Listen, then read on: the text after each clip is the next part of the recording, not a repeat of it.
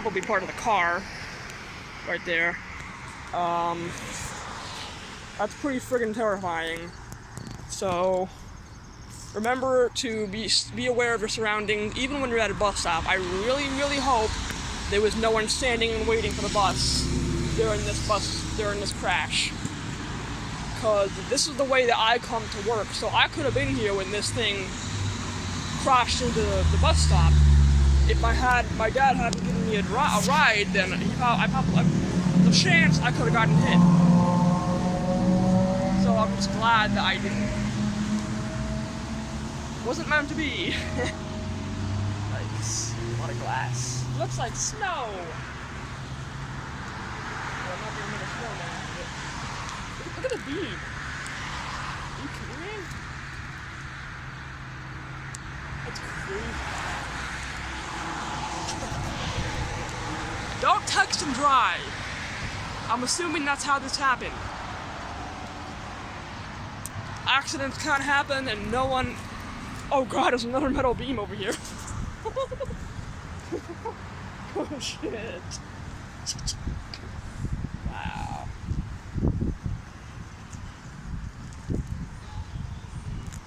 Jet fuel might not be able to melt steel beams, but cars can break them. Please don't text and drive. I don't know how this crash happened, but it's a pretty safe assumption to think that they were driving and they were texting at the same time, which is really, really stupid. It looks like there's some fragments all the way over here. It might be from something else. Probably from something else. I'll often find pieces of cars, like taillight caps, like the little thing that you just saw. Because there are frequent crashes around here, because it's ridiculous. This highway is relatively dangerous and kind of notorious for being the location of multiple crashes. I've witnessed near crashes, I've witnessed right after crashes. I actually helped one old lady who was in a car crash, victim of a bumper, a fender bender. No, it wasn't a fender bender, I think it was a T-bone. Anyway, it doesn't matter. I helped her by calling the police for her because she was so shaken she couldn't even think straight, because you're in shock after something like that happens. And it's awful. People around here are known for driving like idiots. I mean, you never know when there's going to be a car crash. People are so irresponsible. It really never ceases to amaze me how many people have careless driving habits. Like, again, texting while they're driving, eating or doing... I once saw a guy shaving while he was driving. I'm not even fucking kidding you. This guy had an electric shaver and he was shaving his shit like this while he was driving. I was in a cab at the time. And I'm like, what is wrong with people? I've seen people doing their makeup. I've seen people eating sushi. It's ridiculous. Okay, I'm gonna pay attention to what I'm crossing. Wait, no. Oh, the light's gonna change. I know the light's gonna change because it gets quiet. And the cars start to line up over there. Yep, light change. Not worth it, not gonna run for it. It is the driver's responsibility to make sure that pedestrians are safe, but it doesn't mean that we should rely on that. As a pedestrian, I've been almost hit multiple times, and I saved myself by being aware of my surroundings. I'm practicing safe crossing of streets, just listening and obeying and educating myself on the basic safety rules and habits of a pedestrian.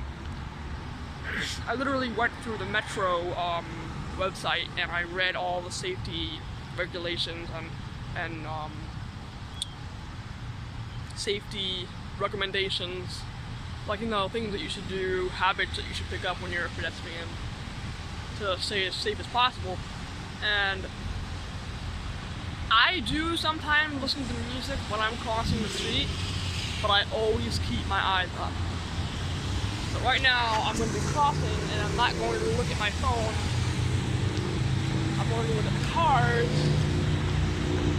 because I have to see if there's someone. Once I'm at this point of the street, I know I'm fine, because people don't cross on this part. They don't drive.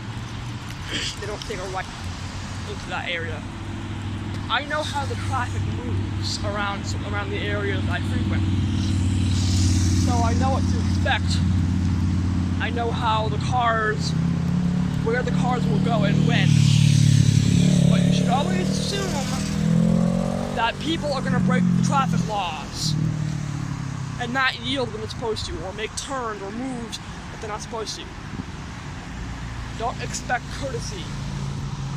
That can get you in trouble. If I don't know how a certain cross section works, I will stand and wait and watch traffic for several rounds, at least 2 or 3 rounds of the light changing, so I can observe the cars and which direction they move and at which time they move before I make a move. Because if I'm in an unfamiliar area, I don't want to take a chance of getting hurt. Because cross sections are very dangerous for pedestrians. Even when the light says to walk, there could still be cars turning, making turns. And those cars turning don't care if they hit you. They just want to get where they want to get as fast as they can get there. Especially in New York. I've got to get myself a selling station. This highway right here, that entire lane, on this side, yeah, that lane. There you go. That entire lane was closed off like a month ago because of an accident. They shut the whole lane down except for that one turn lane. And it must have been a bad accident because, I mean, they don't just shut down the whole highway for no reason.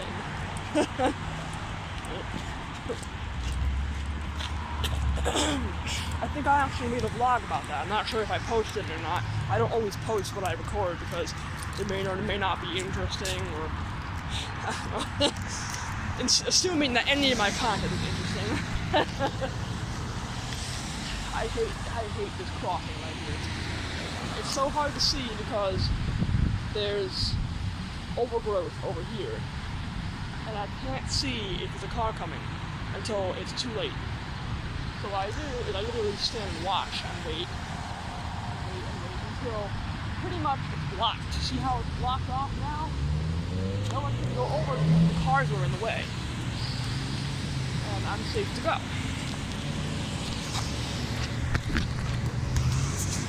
And that's relatively the only time when it's the safest to cross.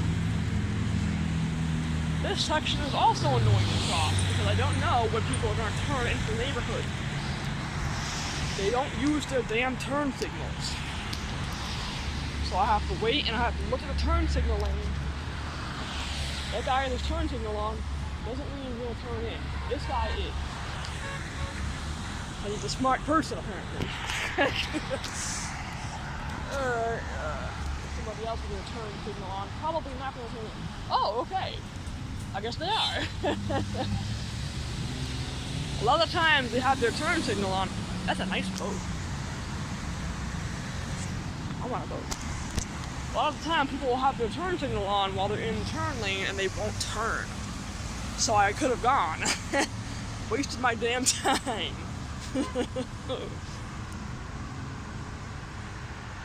That car has duct tape all over the front. Nice. It's just a scrap. Nothing some duct tape can't fix up. Well, there's not much more to say. I have a really decent day. I'm really tired though. I don't want this vlog to be too long. Not that anybody watches it. I have to start thinking of an outro.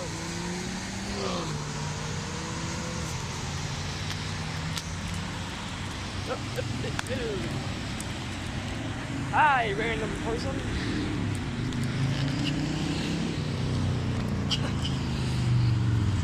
Okay, now that I'm in a safe place I can talk again.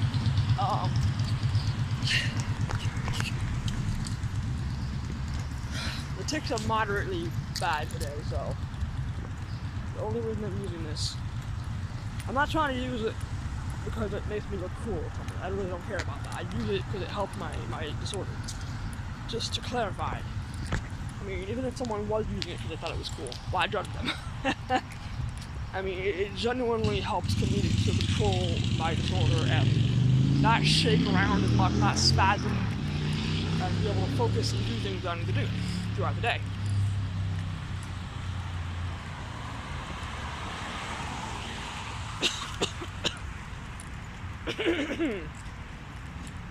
That only happens if you exhale incorrectly, like too quickly, like I did. It's moisture, basically. You're inhaling moisture. Also, you can't talk. You can't use your vocal cord when it's in your lungs. So if I exhaled with a sound, that's probably why I was coughing. Who was barking?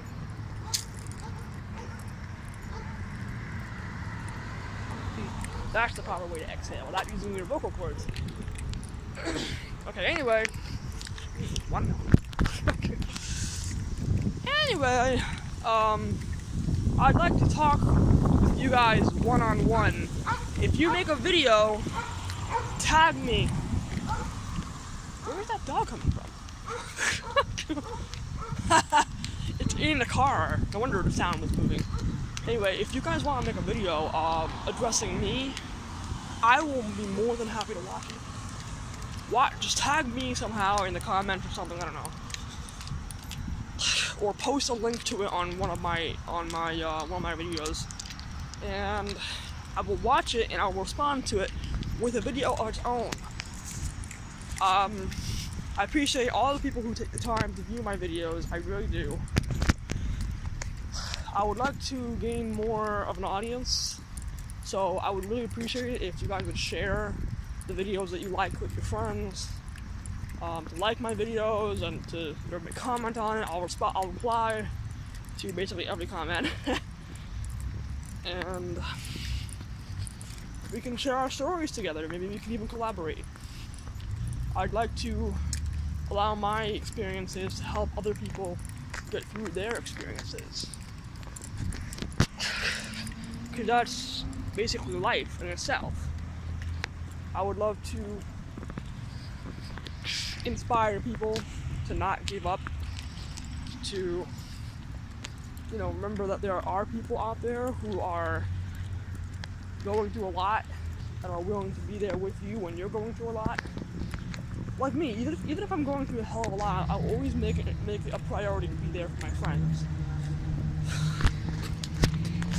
I want to tell you a little story, since I'm doing a vlog anyway. When I was in the hospital last year, actually December in 2016. Wow. It's been a while. When I was in the hospital in December of 2016, I got a letter while I was in the hospital. And I was like, a letter? Who sent me a letter? Who knows I'm here?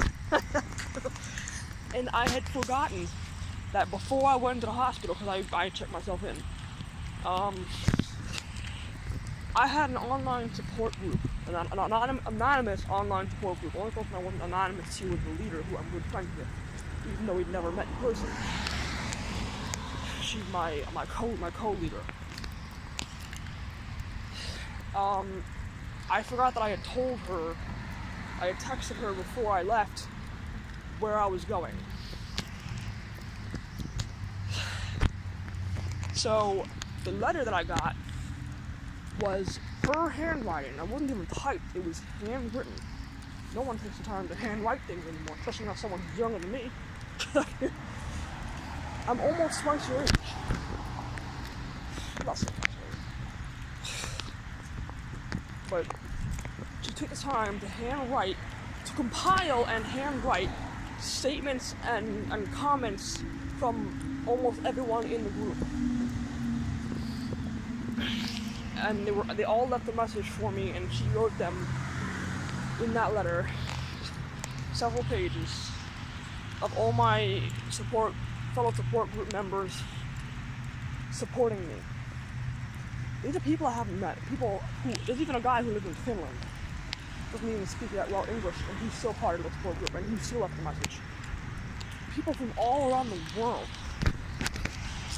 From a support group on Kick, the app Kick, that I created like 2 or 3 years ago. And it just grew exponentially. Right now, it really isn't as active anymore because I have been busy with work and all this stuff. I've been trying to get it more active, but it's really difficult. It's like trying to start a motor, it's just really difficult. But I was in tears reading this message that I did not expect. She never gave me any inkling of a feeling that she was going to send me a letter. She just did it on her own will and idea. Strangers, hecklers, people I've never met, people who I only used to talk to every single night through a computer screen, a phone screen, until like 3 in the morning.